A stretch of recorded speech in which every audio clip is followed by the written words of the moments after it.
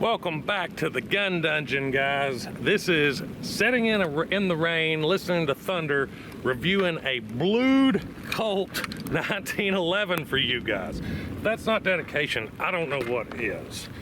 This thing's definitely going to need a little bit of oiling when we get done here.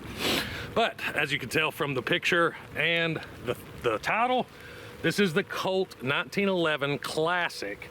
Now this thing has the old school roll marks on it. Doesn't have those big ugly 70 series roll marks on it. Although this is what Colt considers a 70 series gun, which means it doesn't have the firing pin block, which I like. Comes like this in the box, get a lock, one magazine, Colt, come on. And honestly, this magazine's not even that great. I've had a couple failures on the last round, not wanting to chamber out of this magazine. It runs fine with other magazines that I've got. Springfield magazines even run fine in this.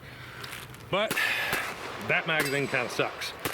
It's got good looking grips on it, straight from the factory. Got your standard, your flat mainspring housing, no speed bump or anything on your grip safety.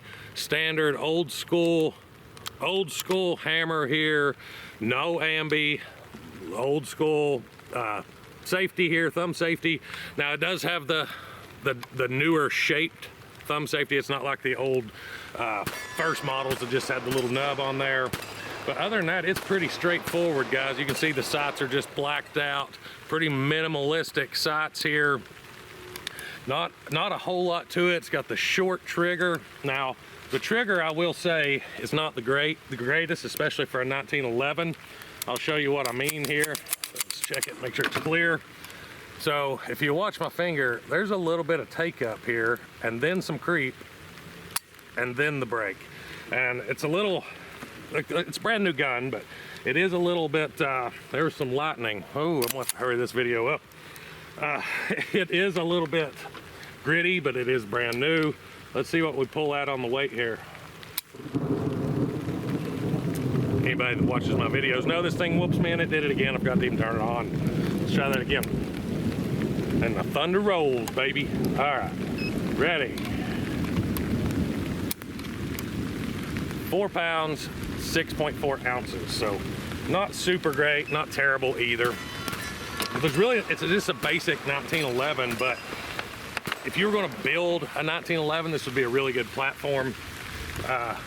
Let's take some shots with it up at the gong. I haven't tried that yet. Well, we're not gonna do gong shot. From the time I turned off the camera to do the gong shots, it started piss pouring in the rain, and I figured the lightning, thunder, and the tornado warning on the phone was an indicator to go inside. So we're inside the gun dungeon here. The little trigger wrapper was on there. And we're still continuing to look at this Colt.